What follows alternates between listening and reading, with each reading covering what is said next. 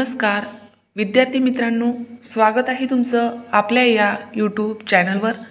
तुम्ही जर या चॅनलवर नवीन असाल तर सबस्क्राइब करायला विसरू नका। आज आपण पाहणार आहोत वर्ग 7वी, विषय मराठी, कविता 10वी, गोमू माहेरला जाते।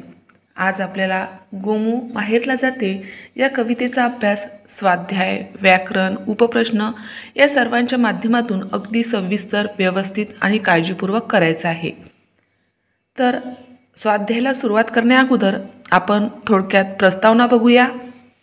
गोमू माहेरला जाते या कवितेचे कवी आहेत ग. दि. माडगूळकर। जन्म 1919, मृत्यू 1977।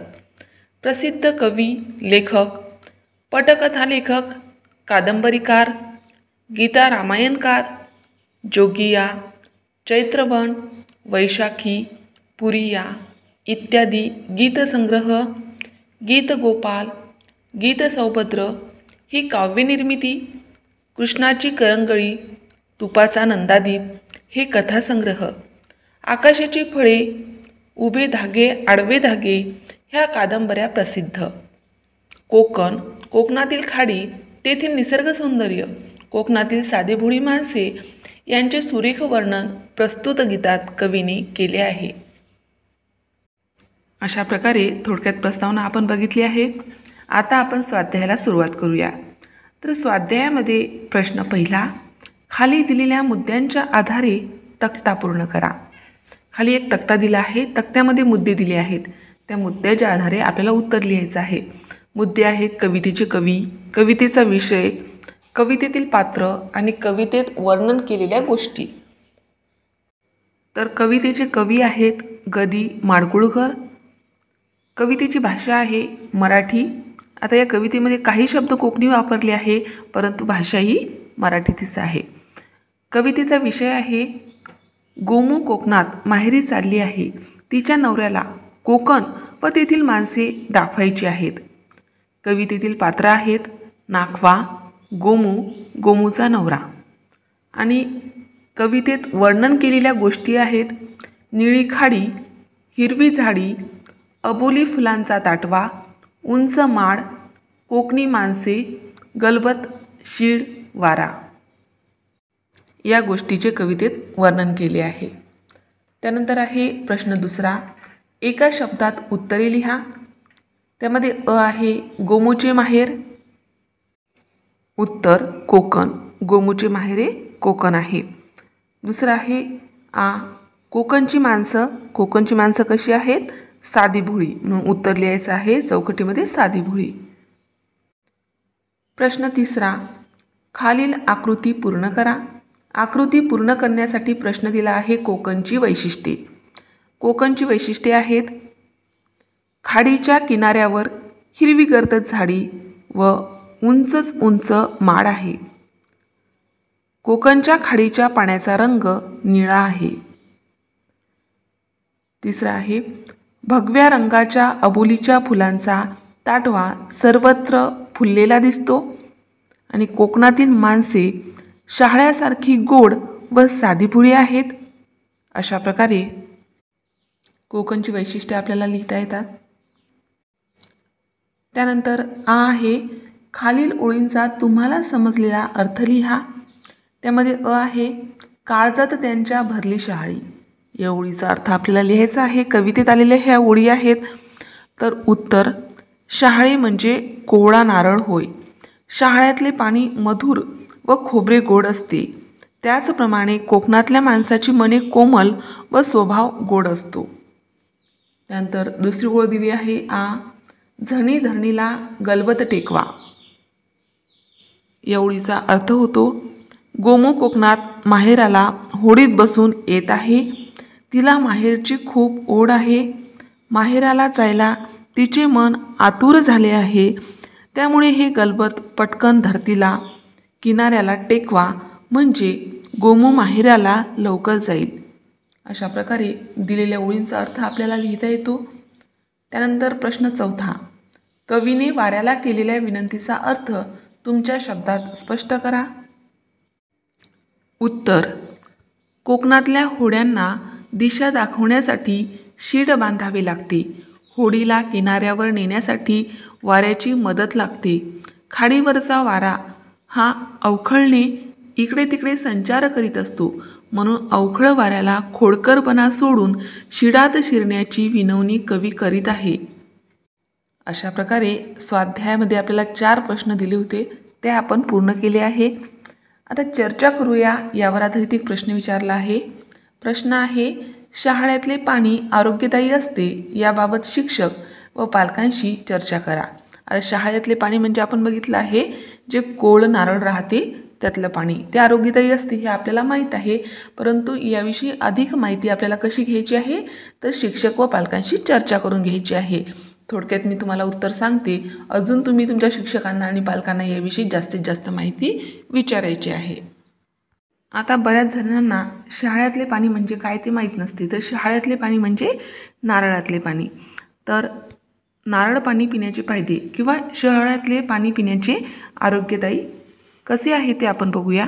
रोज सकाळी नारळ पाणी पिल्याने संपूर्ण दिवस शरीरात एनर्जी राहते आणि यामुळे रोगप्रतिकारक क्षमता वाढते. यामुळे तुम्ही अनेक आजारांपासून वाचू शकता. जर तुमचे वजन वाढले असेल तर नारळ पाणी तुमच्यासाठी योग्य पर्याय आहे. प्रोटीन, खनिज आणि कॅल्शियम यामध्ये भरपूर असते. हे वजन कमी करण्यासाठी खूप फायदेशीर असते. म्हणजे पाण्यासोबत बाकीचे इतर पदार्थ खाण्याची आवश्यकता नाही. नारळ पाणी पिल्याने तुम्हाला दिवसभर भूक लागत नाही आणि तुम्ही ओव्हर ईटिंगपासून दूर राहू शकता. यामुळे तुमचे वजन नियंत्रणात राहते.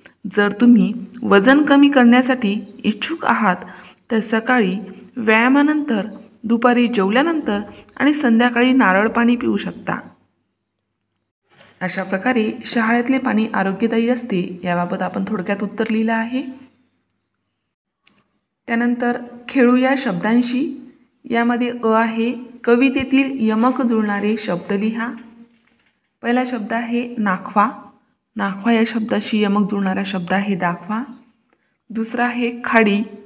यमक शब्द आहे झाडी. तिसरा शब्द भोळी. याचा यमक शब्द आहे शहाळी. आणि चौथा शब्द आहे साऱ्या. यमक जुळणारा शब्द आहे वाऱ्या. त्यानंतर आ आहे, खालील शब्दांचे तुम्हाला माहीत असणारे अर्थ लिहा. एक आहे शीड. शीड या शब्दाचा अर्थ आहे होडीला दिशा दाखवण्यासाठी डोलकाठीला गुंडाळलेले कापड. दुसरा आहे माड. माड म्हणजे नारळाचे झाड. तिसरा आहे खाडी. भूभागात शिरलेले समुद्राचे पाणी. शहाळी. शहाळी याचा अर्थ होतो कोवळा हिरवा नारळ. पाचवा शब्द आहे झणी. झणी या शब्दाचा अर्थ होतो पटकन, लवकर किंवा झटकन. आणि 6वा शब्द आहे गलबत. गलबत म्हणजे छोटी होडी, पडाव किंवा नौका. माहिती मिळवूया. यामध्ये पहिला प्रश्न आहे, आपल्या देशातील कोणकोणत्या राज्यांना समुद्रकिनारा लाभला आहे त्या राज्यांच्या नावाची माहिती आंतरजालावरून मिळवा व नोंद करा. उत्तर, भारतात 9 राज्याला समुद्रकिनारा सामायिक करतात. उदाहरणार्थ गुजरात, महाराष्ट्र, गोवा, कर्नाटक, केरळ, तामिळनाडू, आंध्र प्रदेश, ओडिशा आणि पश्चिम बंगाल. भारतातील किनारपट्टीची लांबी 7516.6 किमी आहे. मुख्य भूभाग 5422.6 किमी आणि बेट प्रदेश म्हणजे अंदमान आणि निकोबार आणि लक्षद्वीप 2094 किमी आहे. यापैकी आपण गुजरात राज्याला लाभलेला समुद्रकिनारा बघूया. गुजरातला काठियावाड प्रदेशासह भारतातील सर्वात लांब समुद्रकिनारा लाभला आहे. अरबी समुद्राने वेढलेल्या गुजरात किनारपट्टीची लांबी सुमारे 1600 किमी आहे, म्हणून हा सर्वात लांब समुद्रकिनारा म्हणून ओळखला जातो. माहिती मिळवूया. यामध्ये दुसरा प्रश्न विचारला आहे, आपल्या राज्यातील कोणकोणत्या शहरांना, गावांना समुद्रकिनारा लाभला आहे त्या गावांच्या, शहरांच्या नावाची माहिती आंतरजालावरून मिळवा व नोंद करा. आता आपण महाराष्ट्र या राज्यात राहत आहोत. तर समुद्रकिनारा लाभलेली महाराष्ट्रातील शहरे देवगड, मालवण, रत्नागिरी, वेंगुर्ला. तर देवगडविषयी थोडक्यात माहिती. देवगड हे गाव देवगड हापूस आंब्यासाठी प्रसिद्ध आहे. देवगड येथे समुद्रकिनारी एक देवगड किल्ला आहे.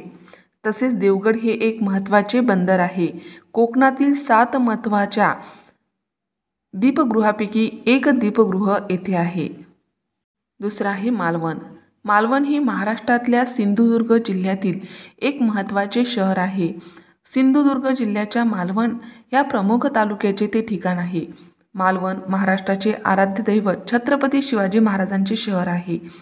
छत्रपती शिवाजी महाराजांनी मालवणच्या अरबी समुद्रात असणाऱ्या कुरटे बेटावर सिंधुदुर्ग किल्ला बांधला. मालवण तालुका हा सिंधुदुर्ग जिल्ह्यातील सर्वात प्रसिद्ध व श्रीमंत तालुका आहे. सिंधुदुर्ग जिल्हा हा जेव्हा पर्यटन जिल्हा म्हणून घोषित झाला, त्यात मालवण तालुक्याचे 60% योगदान होते. त्यानंतर रत्नागिरी. रत्नागिरी हे भारताच्या महाराष्ट्र राज्यातील नगर आणि रत्नागिरी जिल्ह्याचे ठिकाण आहे. हे नगर अरबी समुद्राच्या किनारी वसले असून भारताचे एक प्रमुख बंदर आहे. कोकणातील 7 महत्त्वाच्या दीपगृहापैकी एक दीपगृह येथे आहे. हापूस आंबा, काजू, नारळ, भात इत्यादीसाठी रत्नागिरी प्रसिद्ध आहे. रत्नागिरी हापूस आंबे संपूर्ण जगामध्ये प्रसिद्ध आहेत. मासेमारी हा रत्नागिरीचा महत्त्वाचा व्यवसाय आहे. अशा प्रकारे माहिती मिळवूया यावर आधारित दोन्ही प्रश्नांची उत्तरे आपण लिहिली आहे. त्यानंतर आपण समजून घेऊया. यामध्ये खालील परिच्छेद वाचा. परिच्छेदाचे काळजीपूर्वक वाचन करायचे आहे. तर नंदा आणि आई मंडईत पोहोचल्या. यामध्ये काही शब्द अधोरेखित केलेले आहे. ते शब्द अगदी आठवणीने लक्षपूर्वक वाचायचे आहे. नंदा आणि आई मंडईत पोहोचल्या आणि पावसाची रिमझिम सुरू झाली. आई नंदाला म्हणाली, तू कांदे, बटाटे व लसूण घे, तोपर्यंत मी भाजीपाला घेते. आईने भाजीपाला खरेदी केला, शिवाय फळेही घेतली. नंदाने आईला विचारले, आई लसूण घेऊ की आले घेऊ? आई म्हणाली, दोन्ही घे, पण लवकर आवर, कारण जोराचा पाऊस सुरू होईल. पाऊस आला तर आपण भिजू, म्हणून तुला घाई कर असं सांगते आहे. नंदा म्हणाली, कशाला एवढी चिंता करतेस? आपण रिक्षा किंवा बसने घरी जाऊ, म्हणजे आपण पावसात भिजणार नाही. आता वरील परिच्छेदातील अधोरेखित शब्द 2 वा अधिक शब्दांना किंवा 2 वा अधिक वाक्यांना जोडण्याचे काम करतात, म्हणून या शब्दांना उभयान्वी अव्यय म्हणतात.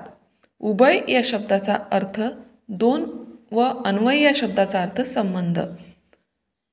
2 शब्द किंवा 2 वाक्य यांचा संबंध जोडणे हे उभयान्वी अव्ययाचे कार्य आहे. आणि शिवाय, की, पण, अथवा, अन, परंतु, नि हे सर्व शब्द उभयान्वी अव्यये आहेत. आता खालील उभयान्वी अव्ययांचा वाक्यात उपयोग करा. खाली काही उभयान्वी अव्ययासंबंधित शब्द दिले आहे, त्याची वाक्य आपल्याला तयार करायची आहेत. ते शब्द आहेत की, म्हणून, पण, परंतु, अथवा, म्हणजे. पहिला शब्द आहे की. की या शब्दापासून वाक्य तयार होईल, तू गावाला जाणार आहे की नाही. दुसरा शब्द आहे म्हणून. म्हणून या शब्दापासून वाक्य तयार करता येईल, आज पाऊस आला म्हणून मी शाळेत गेलो नाही. तिसरा शब्द आहे पण. पण या शब्दापासून वाक्य तयार होते, तू चहा केला आहे पण मी घेत नाही. त्यानंतर परंतु. काकूने भाजी छान केली परंतु मला आवडली नाही. त्यानंतर अथवा. तुमचा मुलगा अथवा मुलगी आमच्या शाळेत पाठवा. आणि शेवटचा शब्द आहे म्हणजे. कोणत्याही कामात यश प्राप्त करायचे म्हणजे झटून प्रयत्न करावे लागतात. अशा प्रकारे दिलेल्या उभयान्वी अव्ययांचा वाक्यात उपयोग केलेला आहे. त्यानंतर खालील वाक्यातील उभयान्वी अव्यये अधोरेखित करा. पहिलं वाक्य आहे सश्याची आणि कासवाची पळण्याची शर्यत लागली.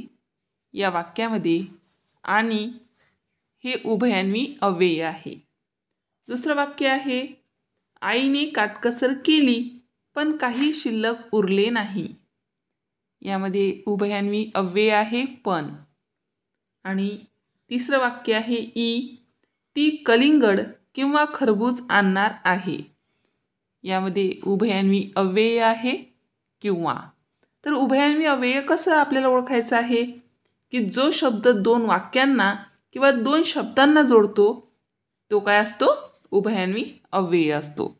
अशा प्रकारे आपण दिलेल्या वाक्यातील उभयान्वी अव्यये अधोरेखित करून हा प्रश्न पूर्ण केला आहे. तर पाठ्यपुस्तक पृष्ठ क्रमांक 48वर भाषेचा नमुना यामध्ये सामवेदी बोली यावर आधारित एक परिच्छेद दिला आहे. त्या परिच्छेदाचे आपण वाचन करूया. गावात झुजू काका घारा पेपर यासा तो आपण दोपरचा 12 वाजता. गावात झुजू काका घारा पेपर यासा तो आपण दुपारचा 12 वाजता. झुजूने पेपर उघडला आणि पेपराशी काळ्या अक्षरात लिहिलेली हेडलाईन जोराय वाशिली. वसईच्या पश्चिम किनारपट्टीवर स्कायलॅब पडणार. आते या स्कायलॅबला पड्या दो. वसईचा किनारा बरा दिखला. पेपरच्या बातमीने जकल्या गावाशे जकले घाबरे घुबरे आले. स्कायलॅब पड्यासा आणि आपण जकले मर्याशे. मग क्या आते रेल्यात तोडे दी धमाल करून घ्यावा या कल्पनेने जगले मजा करण्या कामाला लागले. लोकांना आजूबाजूला बघ्या दो वेळूच नातो. जही जही 14 तारीख जवळ येती ती तही तही जकल्याई अवस्था घनी बिकट होत गेली. बबनची गत पान तहीच होती. भाटात केळीवा अंगाठो जरी मोडलो तरी त्याला वाट्यासा स्कायलॅब पडले हाय द्या. एकदाचा 14 जानेवारी दी उजाडलो. ज्याहो उजाडला त्वाहो तो मावळला पान स्कायलॅब पडताना कुणालाच दिखला नाही. पान अजून रात बाकी होती. कहे बहे जीवने आटपान लोक खाटेवर पडलता. पान नीच बघून कुणा डोळ्यात येत नव्हती. रात आस्ते आस्ते पुढे सरकात होती. घड्याळाये काटे कै दिखात नव्हते. पान त्याई टिकटिक जोराय ऐकाव येत होती. आणि एकदम भोटो आवाज झाला. बाहेरच्या खांबोरचा दिवा विझला. लाईट गेली. काळोखीत बबनने हळूहळू डोळे उघडले. समोर त्याला त्याई बै बारझाड करताना दिखली. समोर बै दिखल्यावर त्याला बरा वाटला. त्याने बैला हाक मारली. बोलो स्कायलॅब आपल्यास घरोर पडला काका. रातचा कैस पडला नाही. पान पातेराती शिशा झाड पडला. बरोबर 12:30 टोल्याला पेपरवाला काका आला. त्याने टोकिल्यालो पेपर झुजूने टुक्याच्या अगोदर बबनने टुकिलो आणि पेपरातशी हेडलाईन जकल्याना ऐको जाय दे ओढ्या जोरात वाशिली. काल सकाळी 10:10 स्कायलॅब अरबी समुद्रात कोसळले. क्षणभर जकला शांत झाला आणि जमलेल्या जकल्याने एकदम जल्लोष केला. अशा प्रकारे सामवेदी बोलीतला हा उतारा आहे. 3 ते 4 वेळा आपण हा वाचायचा आहे. म्हणजे आपल्याला तो कशा पद्धतीने वाचायचा आहे किंवा चांगल्या पद्धतीने तो अजून वाचता येईल. त्यानंतर आहे सिरिल मिनेझिस 1965 प्रसिद्ध लेखक. धरायला गेलो एक, आभास इत्यादी मराठी एकांकिका. मिंग्याऱ्या हा कथासंग्रह प्रसिद्ध. बबन या कथासंग्रहातून वरील उतारा घेतला आहे. आता ह्या जे उतार्याचे लेखक आहेत ते कोण आहेत? सिरिल मिनेझिस. त्यानंतर आहे शोध घेऊया. शोध घेऊयामध्ये दिला आहे कोकणी बोलीभाषेत साहित्यलेखन करणाऱ्या विविध लेखक व कवींची माहिती मिळवा. कोकणी बोलीभाषेत साहित्यलेखन करणारे विविध कवी व लेखक आहेत. आता ग. दी. माडगूळकर यांची गोमू माहेरला जाते ही कविता कोकणी भाषेत आहे. याचाच अर्थ म्हणजे ते कोकणी भाषेत लेखन किंवा कविता करतात. त्यानंतर रवींद्र केळकर, देवीदास कदम, कावेरी मुंदरंगी, उदय भेंबरे. आता यांच्याविषयी 2 ते 3 कवी किंवा लेखकांची थोडक्यात माहिती आपण लिहूया. जास्तीत जास्त कवीची लेखकाची माहिती आपल्याला गुगलवर भेटू शकते. पहिले आपण रवींद्र केळकर यांच्याविषयी थोडक्यात माहिती पाहूया. 7 मार्च 1925 जन्म, आणि मृत्यू 27 ऑगस्ट 2010. हे एक प्रख्यात भारतीय लेखक होते ज्यांनी प्रामुख्याने कोकणी भाषेत लेखन केले असले तरी त्यांनी मराठी आणि हिंदीमध्येही लेखन केले. गांधीवादी कार्यकर्ते, स्वातंत्र्यसैनिक आणि आधुनिक कोकणी चळवळीतील प्रणेते हे एक प्रसिद्ध कोकणी विद्वान, भाषाशास्त्रज्ञ आणि सर्जनशील विचारवंत होते. केळकर हे भारतीय स्वातंत्र्य चळवळ, गोवा मुक्ती चळवळ आणि नंतर नव्याने स्थापन झालेल्या गोव्याच्या महाराष्ट्रात विलिनीकरणाविरुद्धच्या मोहिमेत सहभागी होते.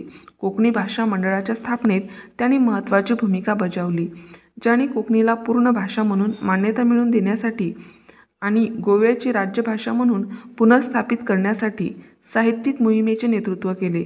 त्यांनी कोकणी भाषेत सुमारे 100 पुस्तके लिहिली, ज्यात आमची भास कोकणीच, शालेंट कोकणी कित्येक, बहुभाषिक भारतात भाषेचे समाजशास्त्र आणि हिमालयात यांचा समावेश आहे. आणि 2 दशकाहून अधिक काळ जग मासिकाचे संपादनही केले.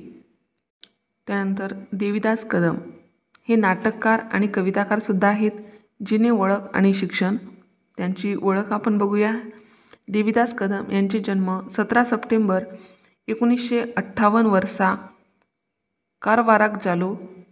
ताचे भुरगेपण तसेच मुळावे आणि उच्च माध्यमिक शिक्षण कारवाराकूच झाले. श्री सदानंद विद्यालयात ताका इंग्लिश मास्तर म्हणून नोकरी मिळाली. रवींद्रनाथ टागोरांची गीतांजली आणि हेमिंग्वेची old man and the sea ही त्यांची आवडती पुस्तका.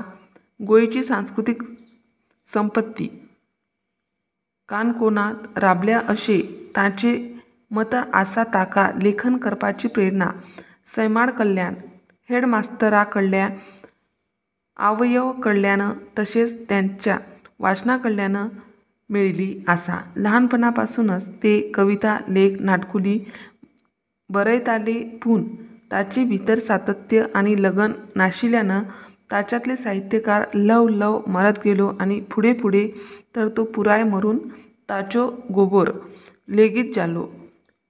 पुन अचकीत गोबरातल्यानं जितो जावन मळंबात धिट्टी घालतल्या फिनिक्स सवन्या भशेन तू जितो जालो.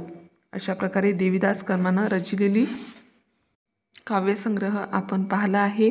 त्यांची ओळखसुद्धा आपण त्यांच्या कोकणी भाषेत आहे तीच दिली होती, ती थोडक्यात त्याचे वाचन करण्याचा प्रयत्न केला आहे. तिसरा आहे उदय भेंब्रे. 1973 ते 1978 या कालावधीत ते कोकणी भाषा मंडळाचे अध्यक्ष होते. गोवा कोकणी अकादमीचे सदस्य, अध्यक्ष ही पदेही त्यांनी भूषवली आहे. कला अकादमी गोवा या संस्थेतही त्यांनी गोमंतक संस्कृती संदर्भात भरीव कार्य केले. 2015 मध्ये त्यांना साहित्य अकादमी पुरस्काराने गौरविण्यात आले आहे.